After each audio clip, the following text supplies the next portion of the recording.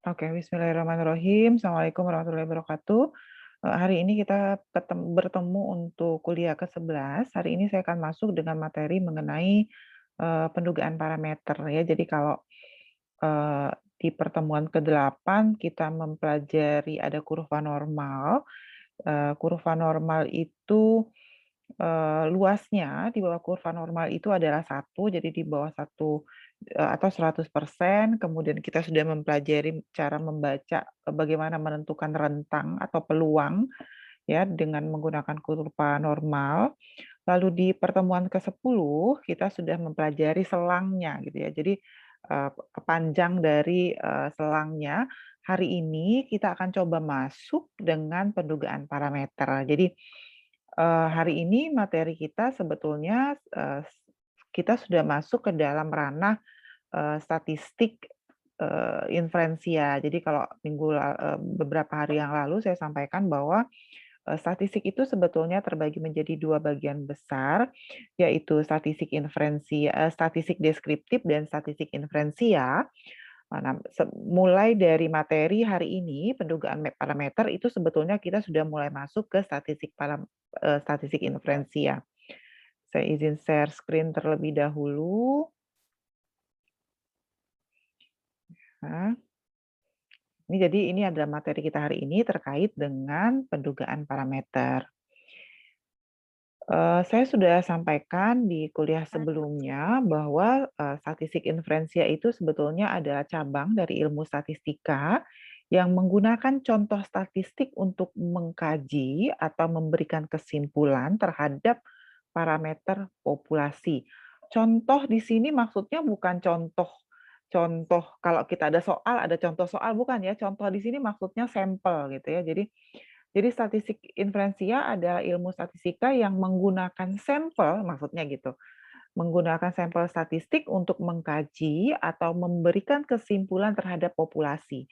Jadi yang kita amati sebetulnya adalah populasi, tapi kalau kita dalam penelitian itu biasanya punya keterbatasan waktu, keterbatasan biaya, keterbatasan tenaga, maka biasanya tidak bisa ngamati semua populasi. Nah, supaya bisa tetap menarik kesimpulan atas populasi, maka kita ambil sampel atau contoh. Jadi maksud contoh di sini adalah sampel.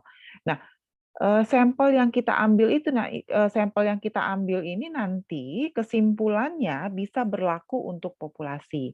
Nah, bagaimana kita meyakini bahwa sampel yang kita ambil itu bisa mewakili populasi?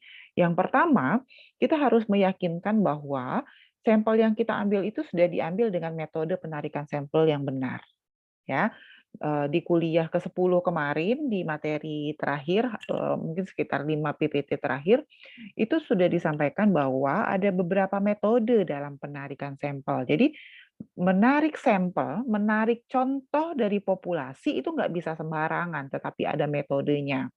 Ya, kalau di kuliah ke-10 itu ada metode acak sederhana, ada berlapis, ada sistematis, ada gerombol. Itu 4 metode penarikan sampel yang ada di dalam buku Walpole. Tetapi nanti sebetulnya ketika mahasiswa masuk ke mata kuliah metode penelitian sosek, di metode penelitian sosek itu ada banyak sekali sebetulnya metode untuk penarikan sampel. Jadi mulai dari berpeluang, tidak berpeluang, kalau yang tidak berpeluang itu nanti ada eh, acak sederhana, acak berlapis, berimbang, acak berlapis tidak berimbang ya. Kemudian kalau yang tidak berpeluang itu nanti ada insidental, ada purposif, jadi ada banyak sekali metode penarikan sampel kalau sudah masuk ke mata kuliah metode penelitian sosek. Tapi kalau yang saya sampaikan di pertemuan ke-10 kita hanya mempelajari 4 metode penarikan contoh karena 4 metode itu disampaikan di dalam bukunya Walpole. Jadi hanya pengantarnya saja. Nah, apa yang dipelajari dalam statistik inferensia? Yang dipelajari dalam statistik inferensia adalah pendugaan parameter. Ya, jadi pendugaan parameter, itu mulai hari ini pendugaan parameter. Yang kedua, pengujian hipotesis. Ya, sebetulnya nanti terakhirnya kita akan melakukan penarikan kesimpulan. Ya, penarikan kesimpulan dalam statistik inferensia ini penting karena nanti kesimpulan inilah yang akan menentukan apakah kesimpulan yang kita tarik itu hanya bisa berlaku untuk sampel atau berlaku untuk populasi. Kira-kira begitu. Jadi kita sudah memahami gitu ya bahwa statistik ada dua bagian, ada statistik deskriptif dan ada statistik inferensia. Nah, kalau kita bicara statistik deskriptif, ya biasanya statistik deskriptif itu dia analisisnya analisis titik. Jadi dia pendugaan, bukan pendugaan ya, kalau di dalam statistik deskriptif itu kita menghitung rata-rata. Rata-ratanya cuma dapat satu titik, tidak dalam bentuk selang. Jadi rata-ratanya berapa? Kalau di kuliah ke-10 tuh disampaikan cara menghitung rata-rata, cara menghitung ragam ya di yang minggu lalu, walaupun sebetulnya sudah diajarin sama Pak Mirza juga. Nah, itu pendugaan titik. Karena kita cuma dapat rata-ratanya tuh di satu titik saja, tidak dalam bentuk selang. Ya, jadi itu statistik deskriptif. Tetapi kalau statistik inferensia, dia biasanya punya selang, interval kepercayaan, ada makanya nanti kalau kita bicara pendugaan parameter itu biasanya dia tidak dalam bentuk titik, tetapi dalam bentuk selang. Batasan, apa itu pendugaan titik? Pendugaan titik adalah suatu nilai dugaan tunggal terhadap parameter populasi. Tadi saya sudah contohkan, misalnya pendugaan titik terbaik untuk menghitung rata-rata populasi adalah dengan melihat rata-rata contoh. Contoh di sini maksudnya adalah sampel ya, contoh di sini maksudnya adalah sampel, ya. Nah, ini contoh pendugaan titik. Kalau ada data sebanyak ini, maka apa yang akan kita kita apa itu pendugaan titik? Pendugaan titik kalau ada data sebanyak ini kita dapat rata-ratanya tuh hanya satu gitu loh. Oh, rata-ratanya 101,77. Ini pendugaan titik. Jadi cuma dapat satu titik saja. Kalau ini ada data panjang, misalnya data rata-rata nih paling rendahnya berapa nih? 87 misalnya. Betul, 87 ya, paling rendah 87, selangnya dari 87 sampai dengan data tertinggi berapa nih, 117 ya, selangnya. Nah, rata-ratanya tuh kita dapatnya cuma satu titik, makanya dia disebut pendugaan titik 101,17 di sini misalnya. Tetapi ketika kita melakukan pengujian hipotesis gitu ya, atau kita melakukan analisis dengan menggunakan statistik inferensia, melakukan analisis dengan pendugaan titik itu sangat berbahaya gitu. Kenapa agak riskan? Kenapa kadang-kadang kita tidak persis ada di titik tersebut gitu, sehingga dalam statistika dia punya toleransi lebih lebar gitu. Jadi dia nanti pendugaannya dalam bentuk selang. Misalnya dari selang A, dari A ke B. Nah, jadi nanti kalau dia jatuh di daerah A dan B, hipotesanya masih bisa diterima atau hipotesanya bisa ditolak. Nah, masih bisa jadi ada selang gitu. Jadi tidak fix di titik ini saja. Pendugaan statistika dan pendugaan parameter. Jadi pendugaan statistika itu mencoba menarik suatu kesimpulan untuk populasi dari sampel. Jadi biasanya kesimpulannya tuh diambil dari sampel gitu ya. Jadi kita ngambil sampel, kan minggu lalu tuh sudah disampaikan. Kalau ini adalah populasi ya, ini adalah populasi X, ini X, satu, populasi 2, populasi 3 gitu ya. Anggaplah jumlahnya 50 ini kalau misalnya saya gambar satu-satu. Kita kan nggak mau, waduh nggak mau banyak sekali 50 gitu, saya mau ambil 2 aja. Nah, saya mau ambil 2. Ini sampel. Jadi ini populasi, ini sampel. Kesimpulannya tuh dari mana sih? Kesimpulan sebetulnya dapatnya dari sampel. Ya, nanti kesimpulannya sebetulnya dari 2 orang ini, tapi karena kita sudah ngambil sampelnya betul, pengujian statistikannya sudah betul, maka nanti kesimpulan yang sebetulnya hanya untuk 2 orang ini bisa berlaku untuk populasi. Jadi kesimpulannya berdasarkan parameter statistika. Ingat statistik itu kan berarti kita bicara tentang sampel. Ya. Nah, eee, selanjutnya parameter statistika untuk populasi secara rata-rata adalah mu dan simpangan baku tahu sering tidak diketahui. Nah, eee, kemudian kenapa sih gitu kita melakukan pengamatan terhadap sampel? Tadi saya sudah sampaikan di awal bahwa jarang ada penelitian yang mengamati tentang populasi. Ya bisa saja karena penelitian itu punya keterbatasan waktu, tenaga, dan biaya. Boleh nggak Bu mengamati populasi? Boleh gitu kalau biayanya ada, kalau waktunya tersedia, kalau tenaganya ada, boleh ngamati populasi. Tetapi jarang ada penelitian yang melakukan pengamatan terhadap populasi. Jadi biasanya keterbatasan waktu, tenaga, biaya itu mengakibatkan penelitian hanya mengambil sampel dari populasi. Sehingga ketika penelitian itu ngambil sampel dari populasi, maka penelitian itu tidak punya data tentang rata-rata populasi dan tidak punya data tentang simpangan baku populasi. Biasanya mereka, penelitian-penelitian itu punyanya rata-rata sampel dan simpangan baku sampel. Tapi rata-rata populasi dan simpangan baku populasi tidak diketahui karena memang populasinya tidak diamati, ya. Nah, apa sih ciri penduga yang baik? Nah, penduga itu maksudnya, bagaimana sih kita tahu, tadi kan saya bilang kalau misalnya populasinya ada 5 terus saya cuma ngambil 2. Bagaimana kita yakin bahwa 2 itu bisa mewakili populasi? Nah, yang pertama syaratnya adalah tidak bias. Tidak bias itu maksudnya, nilai tengah populasinya sama dengan nilai tengah sampel, ya. Itu yang pertama, dia tidak bias. Kemudian yang kedua efisien. Efisien itu berarti variasinya kecil. Kalau variasinya kecil, artinya ragamnya kecil, simpangannya kecil. Kalau simpangannya kecil berarti apa? Berarti nilai sampel itu sudah mendekati nilai populasi.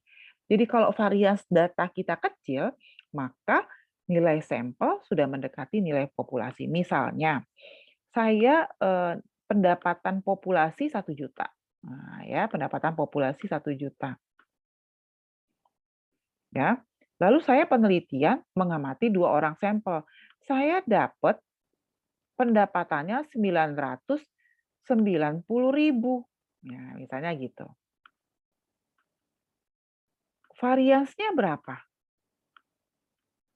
Variansnya berapa? Varians itu selisih kan?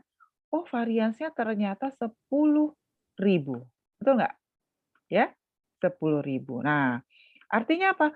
Kalau variansnya ini makin kecil, artinya nilai sampel hampir sama dengan nilai populasi. Jadi makin kecil varians, berarti nilai sampel, kalau ini adalah nilai sampel, ini adalah pendapatan populasi, makin kecil varians berarti nilai sampel itu sudah hampir sama dengan nilai populasi.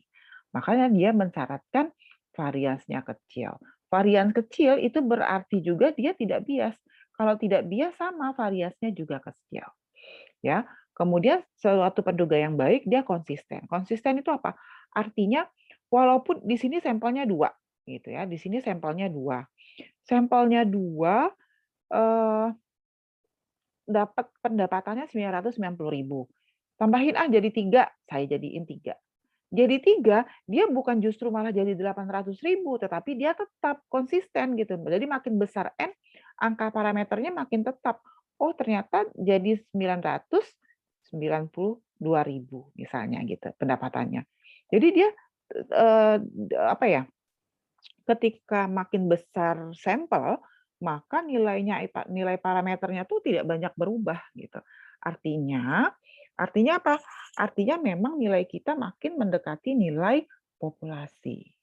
Ya, jadi kalau penduga yang baik itu yang seperti ini, yang nilai pengamatannya itu nanti mendekati nilai populasi. Bagaimana kita tahu nilainya mendekati dekat populasi? Variasinya rendah. Variansnya rendah. Nah, tadi saya sampaikan, dalam, statistik inferensi ya, kita jarang menggunakan pendugaan titik. Biasanya kita akan menggunakan pendugaan selang. Jadi, kesimpulan itu nanti diambil dalam selang tertentu diterima atau tidak gitu. Kenapa? Karena kalau kita pakai pendugaan titik itu terlalu rigid. Jadi kalau tidak di titik itu langsung ditolak hipotesanya. Atau tidak di titik itu berarti salah sampelnya. Nggak jadi tidak seperti itu. Jadi penelitian itu punya selang di mana kita di dalam selang tersebut kita bisa mengambil kesimpulannya sama kok kalau di selang tersebut. Nah, ya.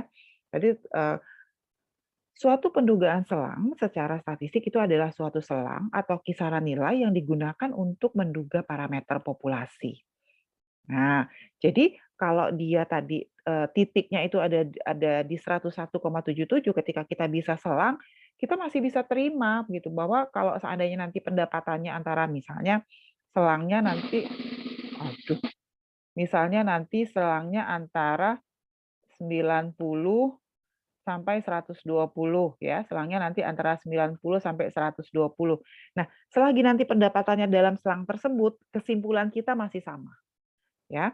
Nah, ketika kita bicara selang, persoalannya adalah ketika kita bicara selang, maka bagaimana kita yakin selang yang kita ambil, selang pendugaan yang kita ambil ini benar. Nah, gitu ya.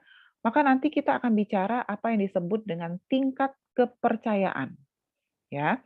Atau C adalah peluang diperolehnya pendugaan selang yang mengandung parameter populasi. Tingkat kepercayaan itu adalah selang di mana pada tingkat kepercayaan tersebut penelitian kita itu bisa kita terima bisa mewakili populasi. Nah, gitu ya kira-kira kalau ilustrasi orang nembaknya tuh. Maka tadi ini sudah disampaikan sebelumnya, ada dua pendugaan sebetulnya, ada pendugaan titik sama pendugaan interval. Kalau pendugaan titik itu adalah suatu nilai tertentu yang digunakan untuk menduga suatu parameter populasi, kesulitannya kenapa kita tidak pakai pendugaan titik karena apalagi kalau kita orang sosial ekonomi itu susah gitu kalau ngomongin angka itu fix gitu ya. Biasanya kita punya selang lebih lebar. Tetapi kalau pendugaan selang atau interval ini bukan interval, ini harusnya interval estimation ya, bukan point estimation. Naiknya titik ketelitian, semakin teliti maka akan semakin turun tingkat kepastiannya. Nah, ini selang. Sudah pernah lihat kurva ini kemarin kan? Ketika kita bicara tentang tabel Z, kita punya sebaran normal. Makanya ini bentuk kurva sebaran normal. Nah, kalau 2 hari yang lalu ya di kuliah ke-9 saya bicara tentang kurva normal. Jadi ini adalah kurva normal sebetulnya. Nah, 2 hari yang lalu saya menjelaskan kurva normal itu, dalam bentuk tabel Z. Jadi yang kita pelajari adalah distribusi Z. Tapi sebetulnya dalam statistik, distribusi itu tidak hanya ada Z, ada T, ada F gitu ya. Apa bedanya? Nah ini,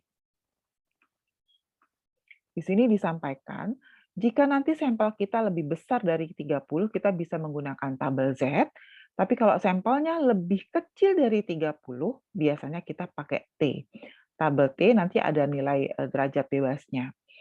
Daerah kritis, nah ini adalah tabel normal, yang tengah ini adalah mu, kemarin ya nilai tengahnya itu 0, ya.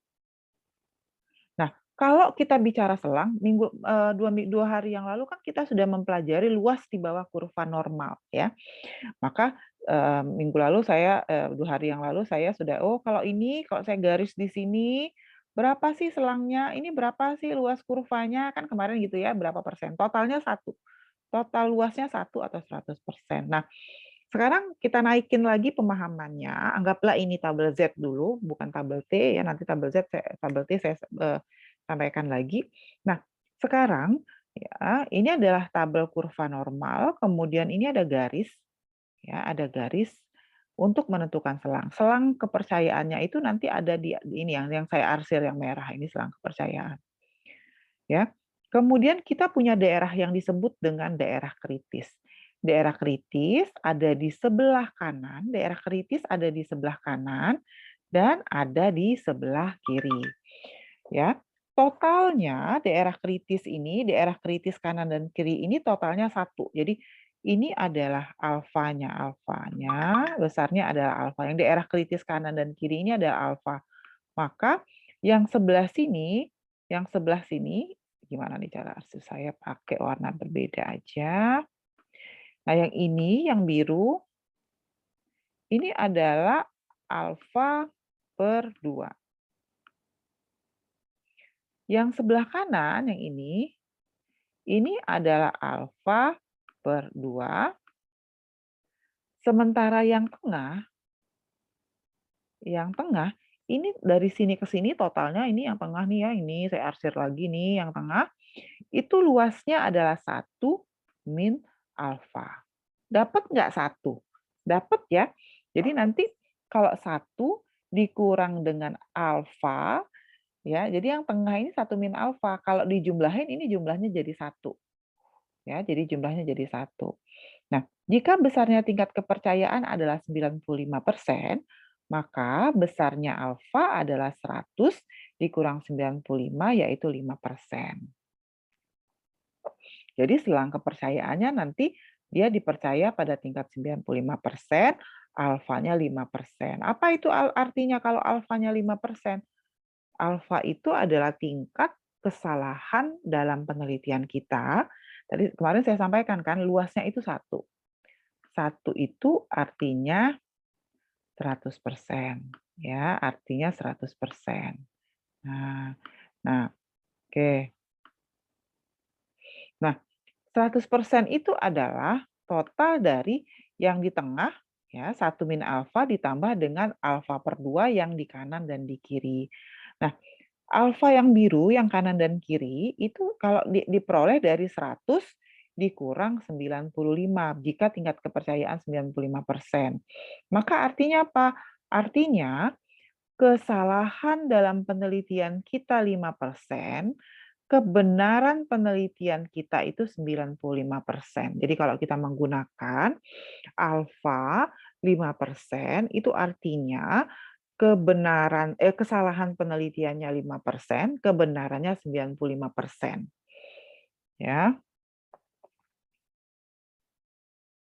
Apa guna tingkat kepercayaan yang 95% tadi gunanya? Untuk memperlihatkan seberapa besar estimasi dari sampel itu berlaku untuk populasi. Jadi kalau saya pakai 95%, berarti sampel kita itu bisa mewakili populasinya 95%. Memastikan seberapa besar estimasi itu berlaku di dalam populasi, ya betul sama.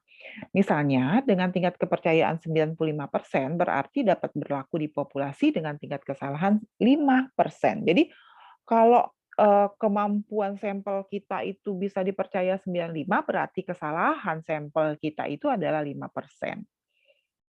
Nah, ketika kita bicara tentang alfa, maka tentu saja apalagi kalau kita bicara tentang tingkat kesalahan, maka biasanya kesalahan itu kan berkaitan dengan ragam, standar deviasi dari populasi. Nah, ketika kita bicara pendugaan parameter rata-rata populasi, maka tadi sudah disampaikan bahwa pengamatan kita itu bisa sebetulnya adalah mengamati populasi. Jadi ada kondisi di mana standar populasi diketahui dan N sampel kita itu lebih besar dari 30. Ya, jadi jika standar deviasi populasi diketahui dan N-nya lebih besar dari 30, maka pendugaan parameternya adalah X rata-rata plus minus lebih kurang Z alfa per 2 dikali dengan ini simpangan baku populasi dibagi dengan akar N. Tetapi bisa saja dalam penelitian jika kalau yang ini standar deviasi populasi diketahui. Tetapi sebetulnya banyak penelitian yang standar deviasi populasinya tidak diketahui. Ketika standar deviasi populasi tidak diketahui dan N sampel kita lebih besar dari 30, maka nanti rentang pendugaan parameternya itu adalah X bar atau rata-rata X plus minus Z alfa per 2 dikali dengan S dibagi dengan akar N kali 2. Lihat ya, apa beda rumus pertama dan kedua? Rumus pertama itu dia menggunakan standar deviasi populasi. Karena ini adalah notasi untuk standar deviasi dari populasi. Karena di rumus pertama standar deviasi populasi diketahui. Tapi di rumus kedua, standar deviasi populasi tidak diketahui. Nah ini, Maka kalau standar deviasi populasi tidak diketahui, jadi taunya nggak diketahui. Karena taunya nggak diketahui, kita pakai standar deviasi sampel, ya. Tetapi ada kasus di mana standar deviasi populasi tidak diketahui dan N-nya lebih kecil dari 30. Maka bedanya lagi, jadi beda yang pertama, yang kedua, yang ini pakai standar deviasi populasi, yang kedua ini pakai standar deviasi sampel. Nah, yang ketiga, karena standar deviasi populasi tidak diketahui dan N-nya lebih kecil dari 30, maka dia tidak pakai uji Z. Dia pakai nanti namanya uji T. Jadi uji T itu biasanya digunakan untuk sampel kecil dan standar deviasi populasi tidak diketahui. Ya. Nah, ini sebaran rata-rata contoh. Jika ukuran contoh sedikitnya 30, sebaran penarikan contoh untuk X rata-rata mengikuti sebaran normal. Contohnya C-nya 95 berarti tengahnya ini 95. Totalnya kan 1 ya kurva Z ini. Kalau di sini sudah 95%, maka kanan kiri sisanya 5%. Sebelah sini setengah, sebelah sini setengah. Makanya totalnya yang ini jadi 0,025, yang sebelah sini jadi 0,025. Ini totalnya 1, 0,95 ditambah 0,025 ditambah 0,25. 025 itu 1 totalnya. Nah, ini adalah nilai Z, jadi titik yang ini itu nilainya 0,025. Titik yang ini juga sama, nilainya 0,025. Maka nanti buka tabel Z, cari di tengahnya nilai 0,025. Nanti dapatnya nilai Z-nya 1,96. Kalau sebelah kanan, karena sebelah kanan 1,96, tabel Z itu kanan kiri kan tengahnya 0 ya. Jadi kalau sini 0,025, di sini juga min 0,025, maka kalau Z-nya sebelah kanan 1,96, maka sebelah kirinya min 1,96. Dia jadi langsung berbalik karena kurvanya sama, simetris kan. Saya sampaikan ketika kuliah pertama bahwa syarat sebaran normal itu kalau kupanya simetris. Maka karena kurvanya simetris, nilai sebelah kanan akan sama dengan nilai sebelah kiri. Ya. Nah nih, 95% dari seluruh rata-rata contoh akan memiliki nilai baku Z antara min 1,96 dan sebelah kanannya 1,96. Jadi dia kanan dan kirinya sama, yang membedakan hanya minusnya saja. Kemudian pendugaan interval untuk populasi tidak terhingga dan simpangan baku diketahui. Tadi yang kita mau cari adalah selang intervalnya. Ini adalah rumus yang pertama. Rumus yang pertama tadi adalah simpangan baku populasi. Ini adalah notasi untuk simpangan baku populasi dan populasi tidak terhingga. Berarti populasinya lebih besar sama dengan 30. Maka selangnya berada di antara X plus, tadi kan rumus yang awal tadi di sini, ini kan X plus minus ya. Ini jadi rumus yang pertama ini sebetulnya, X-nya plus minus, maka di sininya minus, nilai tengah di sininya plus. Rumus ini rumus yang pertama, ujungnya adalah 1 min alfa yang gambar tengahnya. Nah, contoh soalnya, sebuah biro pariwisata di Jakarta mengadakan suatu penelitian tentang kepariwisataan di Indonesia dan ingin memperkirakan pengeluaran rata-rata wisatawan asing perkunjungannya di Indonesia. Guna keperluan di atas, suatu sampel yang terdiri dari 100 wisatawan asing telah dipilih guna diwawancarai dari populasi yang dianggap tak terhingga. Hasil wawancara tersebut memberikan keterangan bahwa rata-rata pengeluaran perkunjungan itu 800. Nah, ini kalau dia bilang rata-rata pengeluaran perkunjungan 800. Oh, ini berarti dia titik, pendugaan titik.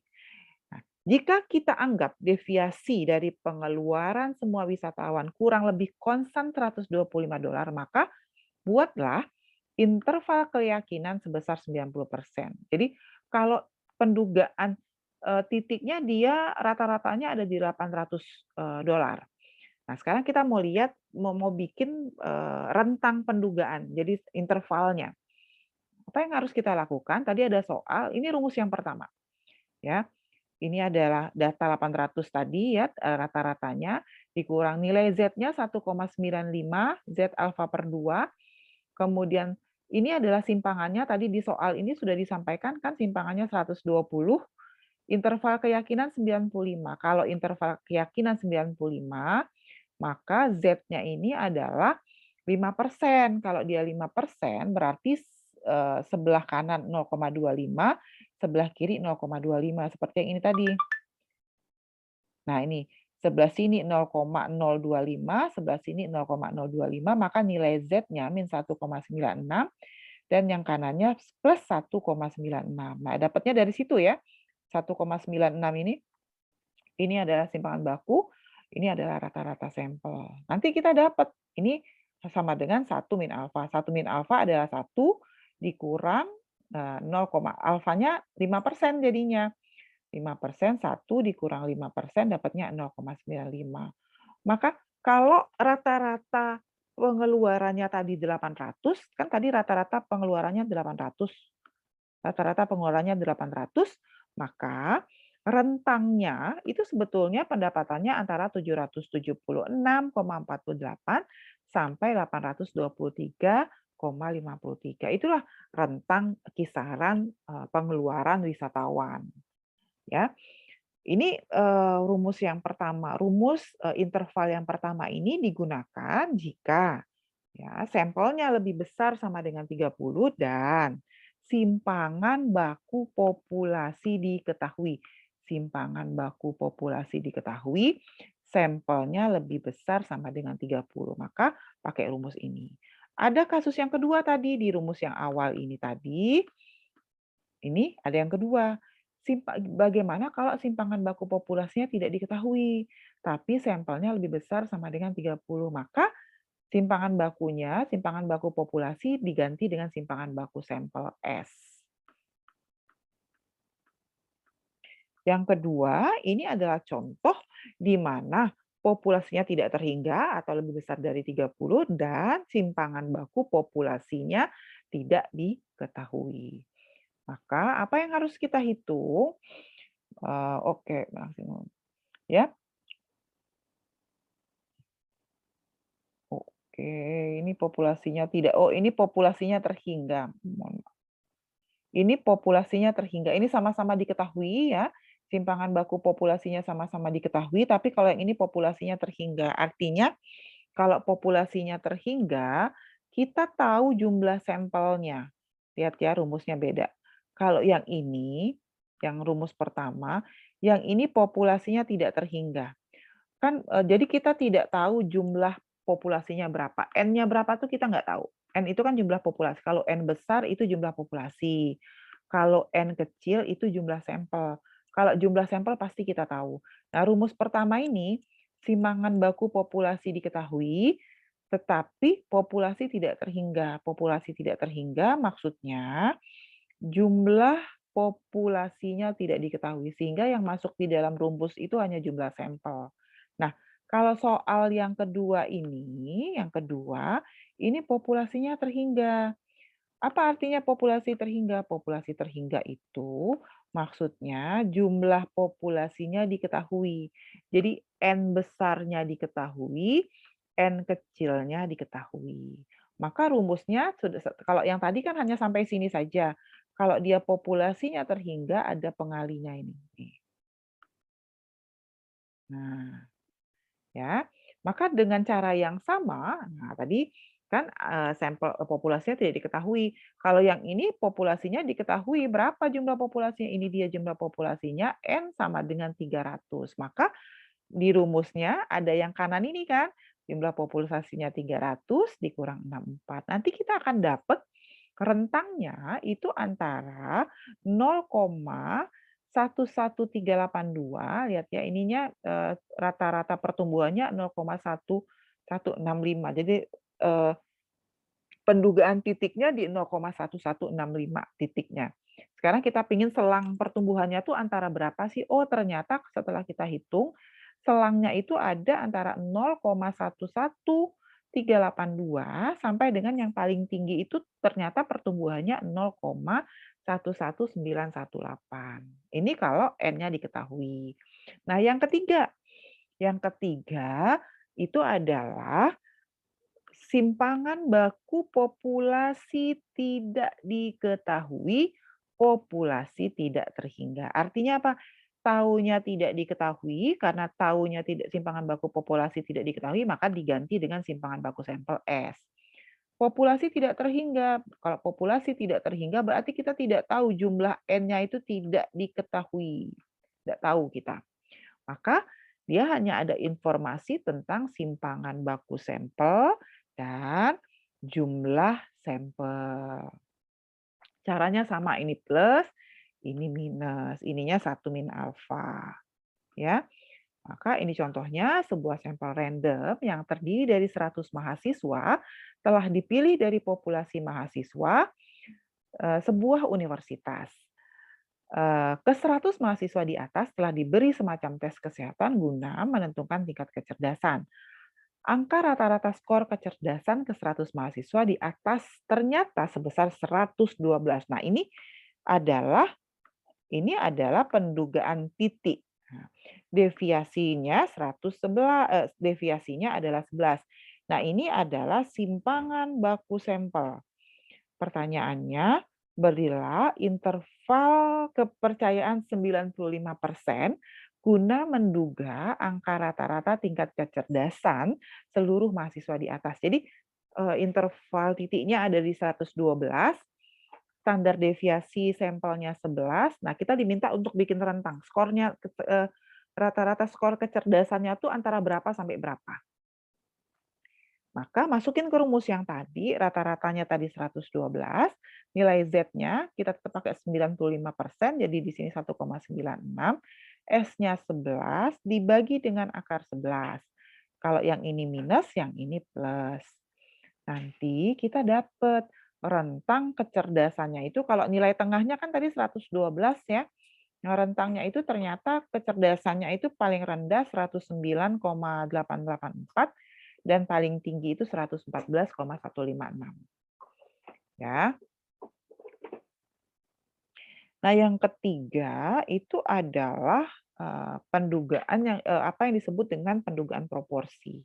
Jadi kalau dalam kasus-kasus tertentu terkadang statistik itu tidak hanya bicara angka-angka absolut. Jadi 2, 3, 4. Kalau yang tadi kan kita bicara pertumbuhannya 0,11 gitu ya. Kecerdasannya tadi berapa nih kecerdasannya? Coba kita buka. Kecerdasannya 112 gitu. Tapi kadang-kadang statistika itu bicara proporsi atau persentase. Jadi pendugaan proporsi. Jadi proporsi itu maksudnya kita bicara tentang persentase.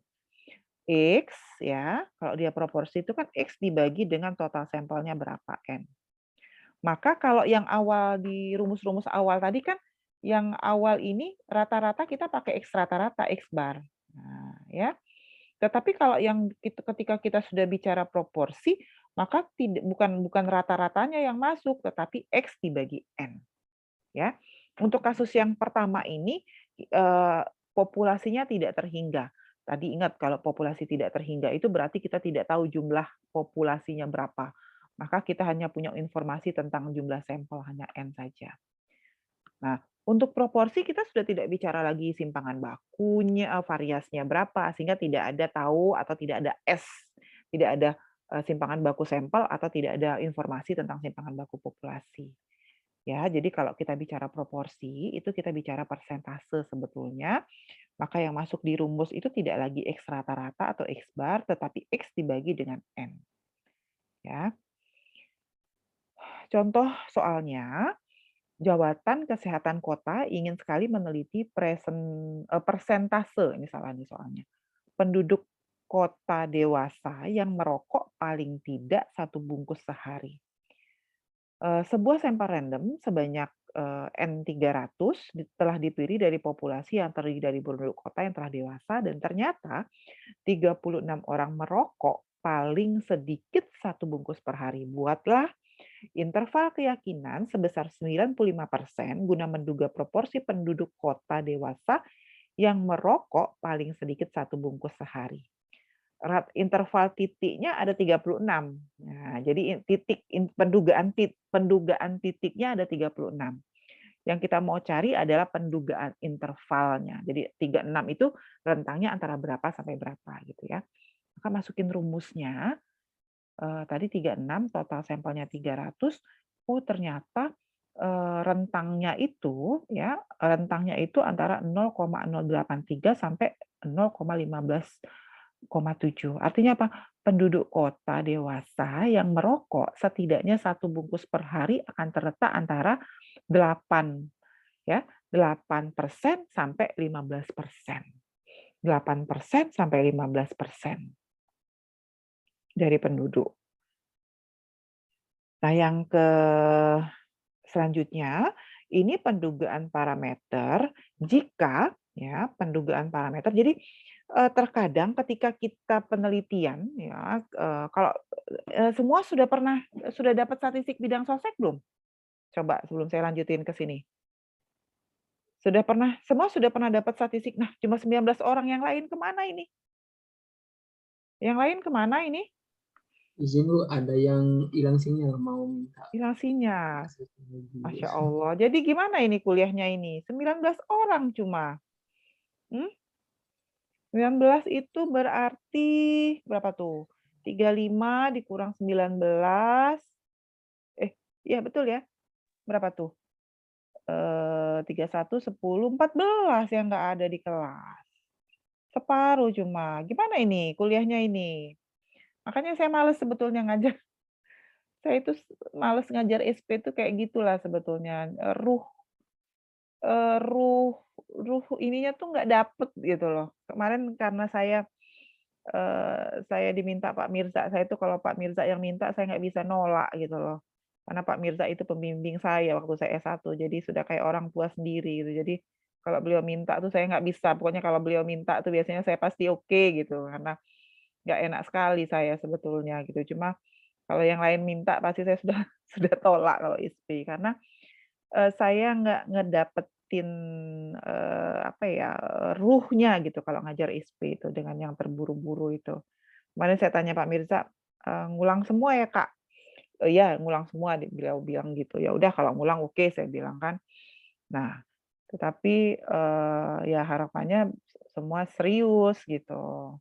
Ini saya ngoceh-ngoceh dari tadi, saya nggak bisa ngecek karena lagi slideshow gitu kan ya. Ternyata sudah hilang, banyak banget yang hilang. Oke. Nah, semua sudah dapat statistik bidang sostek? Sudah ya? Iya, oke Bu, sudah Sudah Bu. ya? Di statistik bidang sostek itu kan kalau kita riset itu, bisa penelitian itu kan bisa mengamati satu populasi, bisa ada 2 populasi terikat, ada 2 populasi bebas, masih ingat nggak? Di statistik bidang sostek ya. UJT itu kan bisa kita lakukan untuk satu satu istilahnya satu sampel, 2 sampel bebas, 2 sampel terikat. Tapi ketika kita bicara satu sampel itu kan bukan berarti sampel penelitiannya jadi cuma satu, kan bukan gitu ya. Eee, ketika kita bicara satu sampel itu artinya populasinya cuma satu yang diamati. Tapi ada riset, yang mengamati 2 sampel gitu. Misalnya kita mau lihat ada beda nggak sih antara petani yang dapat bantuan dengan tidak dapat bantuan? Kan gitu. Maka populasinya ada 2, petani yang dapat bantuan dengan petani yang tidak dapat bantuan. Bisa ikutin sampai sini, ya? Nah, berarti kan kalau kita, riset dengan 2 populasi, artinya petani yang dapat bantuan itu pasti punya nilai rata-rata X, ya nggak? Petani yang tidak dapat bantuan juga punya rata-rata X, betul? Bisa ikutin ya. Jadi ada 2 X, ada X1, ada X2. Nanti kalau saya tarik lagi ke atas di statistik bidang sostek, ada yang 2 populasi tadi, ada yang sampel terikat, ada yang sampel bebas sebetulnya. Itu akan beda lagi teknik pengujiannya kan gitu. Tapi sekarang pahami bahwa karena kita ada di mata kuliah statistika, pahami bahwa, riset itu, eee mengamati tidak banyak riset yang tidak hanya mengamati satu populasi, bahkan ada yang sederhana yang kita pelajari 2 populasi, tapi sebetulnya bisa ada yang 2, ada yang 3, bahkan kalau kalau di S2 itu bisa 3 populasinya, bisa 4 gitu kita bandingkan. Bisa ikutin sampai sini? Nah, bisa? Nah, maka bisa saja ketika kita bicara selang interval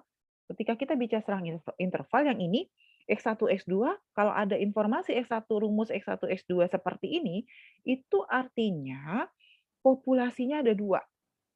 Bisa ikutin sampai sini. Maka nilai tengahnya juga ada nilai tengah populasi 1, ada nilai tengah populasi 2. Ada ragam 1, ada ragam 2, ya. Jadi ada rata-rata 1, ada rata-rata 2 gitu. Sebetulnya rumusnya sama dengan rumus yang awal tadi, cuma kalau yang ini, kalau yang tadi kan hanya kalau rumus yang awal, itu hanya X1 saja. Nah ini aja, sama ini aja kalau rumus awal. Sekarang karena populasinya 2 dia dikurang. Ada yang ini, sama ada yang ini. Tadi yang awalnya hanya ini aja, kan gitu rumus awal. Tapi karena 2 populasi dia dikurang dengan populasi kedua. Bisa ikutin? Nah, yang ini juga sama. Bedanya kan kalau yang ini minus, yang ini minus, ini sama rumusnya, ini plus. Bawahnya sama. Ini pengamatan waktu kita pakai satu populasi cuma ini aja yang keluar, ini sama ini, ya nggak? Ketika kita menggunakan 2 populasi, maka ada rata-rata X2 dan ada rata-rata ragam kedua sama N2-nya. Bisa ikutin? Cara menghitungnya sama. Contoh, seorang importir menerima, kiriman 2 macam lampu pijar bermerek A dan B dalam jumlah yang besar. Secara random dipilih sampel masing-masing 50 untuk diuji daya tahan. Rata-rata daya tahan A dan B adalah 1.282 jam dan 1.208 jam. Berdasarkan pengalaman deviasi standar, kedua merek adalah konstan sebesar 80 dan 94 jam. Buatlah dugaan tentang beda rata-rata daya tahan kedua macam lampu pijar dengan interval keyakinan 95%. Ya, maka masukin rumusnya. Tadi berarti kan 74, ini sudah dikurang ya, berarti rata-rata 1.1282 dikurang dengan 1.285 dapatnya nanti 74. Ya. Jadi yang ini kan sebetulnya selisih antara X1, ini X1 dengan X2. Jangan salah nanti ini 74, ini dapatnya dari situ. 1.282 dikurang 1.208 dapatnya 74.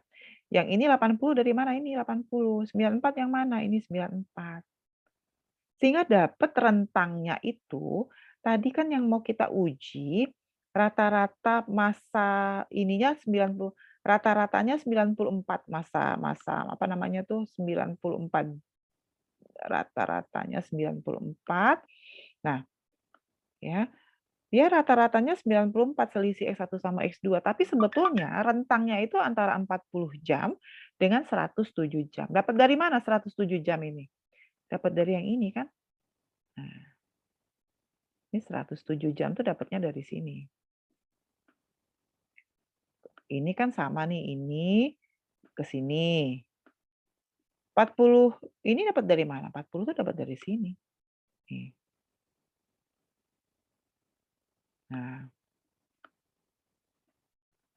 Oke. Bisa ngikutin nggak sampai sini? Ada yang Bisa, mau Bu. tanya nggak sampai sini? Ini Bu, kalau yang Heeh. tadi Bu, yang mana Bu? Interpretasinya Bu, yang slide ini Bu. Yang ini. Nah, ini kan Yang ya, Bu, yang yang ini hasil kan? yang tadi Bu. Yang ini. Ya, Bu. Yang ini. Ya. Yang tadi Bu, yang terakhir Bu bahas. Oh, ini. Nah, Contoh. ini. Ini kan selisih antara masa pakai lampu pijar A dan B. Jadi 74 rata-rata selisih masa pakainya adalah 74. Artinya apa? Ya, selisih masa pakai paling rendah itu adalah 40 jam dan selisih masa pakai paling tinggi antara A dan B itu adalah 107 selisihnya. Ya, karena lihat ini 1.274 itu diperoleh dari 1.282 dikurang dengan 1.208. Saya ulangi lagi, ingat jangan lupa yang kita bicarakan di sini adalah rentang. Kalau yang tadi pendugaan titik, kalau pendugaan titiknya berarti 74, ya enggak? Tapi ketika kita bicara selang, dia tidak jadi 74, ada selang gitu. Sebetulnya masuk kok, masih dalam taraf diterima kok, masih baik kalau dia 40 jam sampai dengan 107 tuh masih bisa kita terima karena kan 95% ininya, kepercayaannya. Jadi ketika kepercayaan 95%, kita masih bisa terima kalau selang selisihnya itu antara 40 jam sampai 107 jam. Sama untuk soal-soal yang tadi juga sama ya cara mendefinisikannya. Nah, lalu tadi kalau yang ini kan, yang biasa ya, yang tidak proporsi. Kalau yang proporsi bagaimana? Sama ya, kalau yang proporsi berarti dia dikurang juga. X1 dikurang N1. Jadi ini rumusnya aja yang kelihatannya ruwet gitu. Tapi yang kita pahami itu adalah hakikatnya gitu. Dia hanya sebetulnya dikurang dengan yang ininya saja. Nah, ini kan yang penambahannya ketika dia 2 sampel. Nih. Ya. Silakan kalau ada yang mau ditanyakan. Ada yang mau tanya? Nah, ini contoh soalnya juga sudah ada, nanti bisa dipelajari. Silakan jika ada yang ingin ditanyakan. Ada yang mau tanya? Nah, yang terakhir, ini adalah kalau ini selang ya, ini proporsi, ini yang terakhir nih. Eee eee, ketika kita menaksir dengan sampel kecil. Jadi yang rumus terakhir tadi kan saya bilang, ada yang, populasi tak terhingga, simpangan baku populasi diketahui.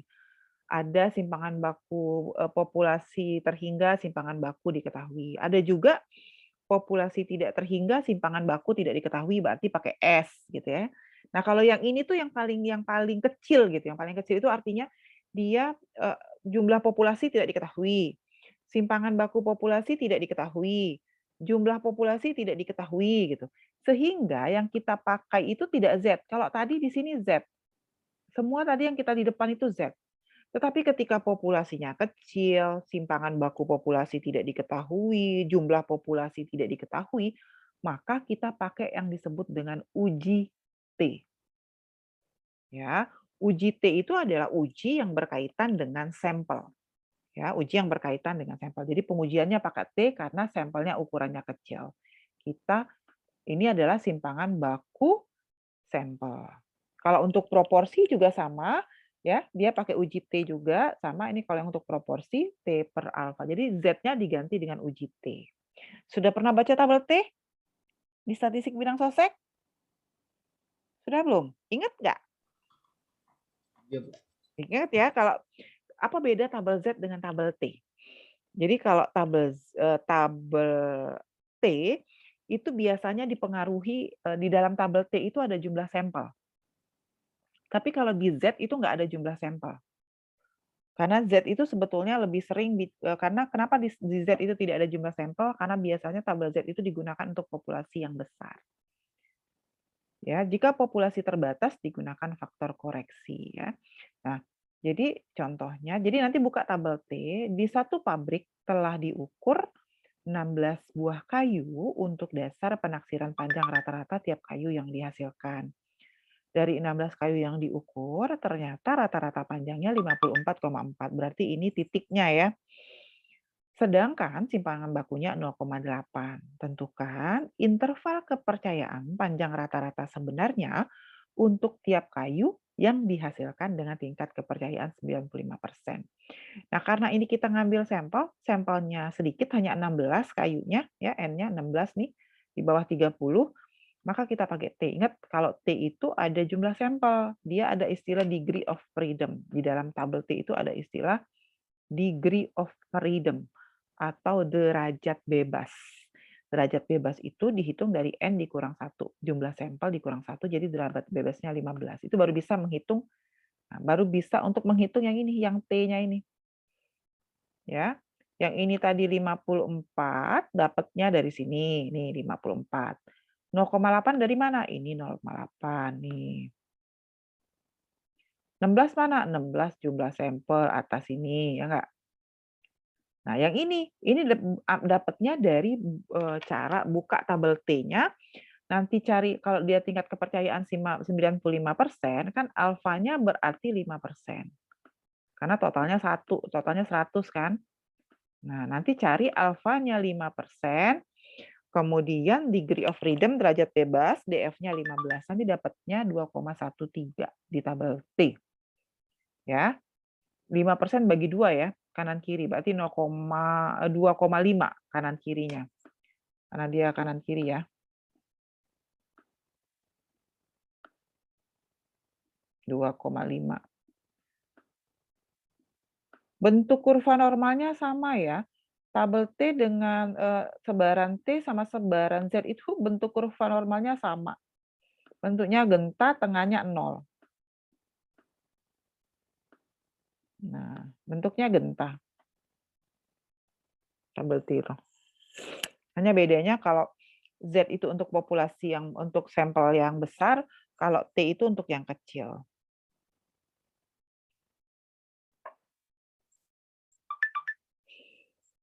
Oke, silakan jika ada yang ingin ditanyakan. Oke, saya cek ada berapa? Ada 20 mahasiswanya.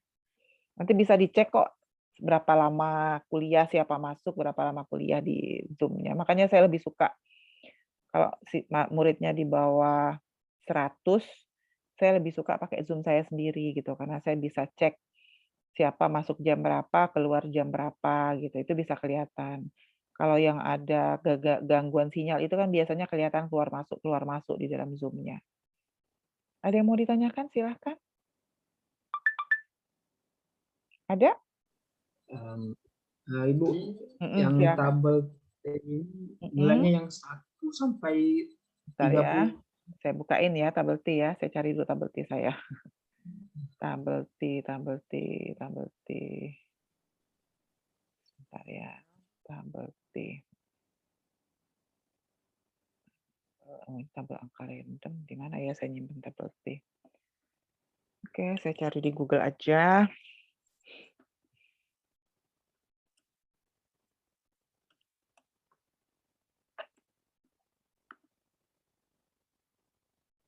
Ini bukan.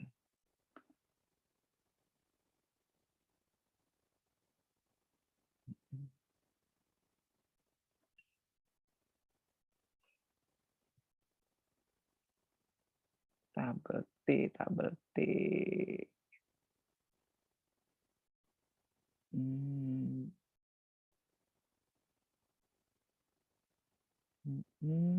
Mana nih? Berapa tadi alfanya? Oke ya, sebentar. Nah, trial minta lagi dia nilainya. Ntar dulu ya, sebentar. Ini apa? Coba. Coba ini ya.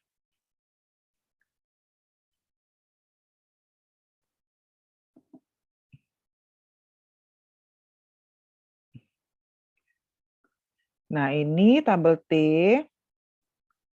Ada yang kepo, maaf karena sedang menuju Indralaya. Oke, tabel T. Nah, kelihatan? Nah, ini tabel T. Kan tadi 5% bagi 2 berarti 0,025, 14. Nah, nih 2,1314. Tabel T. Beda ya sama tabel Z. Kalau tabel Z tuh nggak ada derajat bebasnya. Dia jadi karena tabel Z itu dia bicara populasinya, sampelnya besar. Sehingga not aware dengan sampel gitu, dengan jumlah sampel, dengan jumlah populasi. Tapi kalau tabel T itu biasanya sampelnya kecil.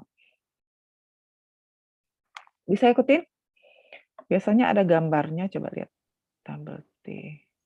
Ibu, kalau misalnya di buku Walpol ini, Bu, kan 3,131 kan nggak lengkap, itu nggak mempengaruhi kan? Nggak apa-apa. Dia kita cukup sebetulnya gunakan 2 angka di belakang komanya aja udah cukup. Dia tidak akan, yang penting kesimpulannya tidak berubah gitu loh. Jadi yang penting kesimpulannya sama. Nggak apa-apa. Bahkan kalau baca tabel acak, sudah pernah baca tabel acak belum? Kalau baca tabel acak, bahkan itu bisa beda-beda betul gitu kalau tabel acak yang untuk ngambil sampel. Sudah diajarin belum sama Pak Mirja baca tabel acak ya? Belum, Bu. Belum ya? Baru lihat yang di video kemarin aja, Bu, yang tabel acak kemarin. Oh, oke. Silahkan jika ada yang ingin ditanyakan lagi. Nah, ini makin sedikit lagi. Sudah berapa orang? 1, 2, 3, 4, 5. 20 orang. Aduh. Ada lagi silakan. Ada yang mau tanya nih? Untuk selanjutnya Sabtu ya kuliah atau kalau Sabtu nggak bisa saya. Mungkin bentar dulu. Kalau kita seminggu Kan 8 kali, minggu depan 3 kali lagi, minggu depannya 2 kali, cukup lah ya, kan 8 kali kan? Masih terkejar kan? Iya, Bu. Ya, oke. Ya, jadi cooling down dulu. Nanti soal yang kemarin diupload kalau bisa paling lambat hari Senin ya. Jadi ya kalau bisa jangan Senin lah, hari Sabtu sudah diupload yang soal kemarin, tugas kemarin, yang tugas hari ini kalau bisa juga sama sehingga nanti Sabtu atau Minggu sudah bisa saya koreksi gitu loh. Ya. Oke. Walaupun di situ di e-learning-nya tertulis Sabtu malam. Walaupun di e-learning-nya tertulisnya Rabu, nggak apa-apa lah ya. Tadi kemarin saya nggak setting, saya bikin rumahnya aja langsung. Oke? Ada yang ingin bertanya lagi? Silakan. Oke, kalau tidak ada, saya tutup kuliahnya. Terima kasih perhatiannya. Salam sehat selalu ya. Assalamualaikum warahmatullahi wabarakatuh. Waalaikumsalam. Waalaikumsalam warahmatullahi wabarakatuh. Sama-sama.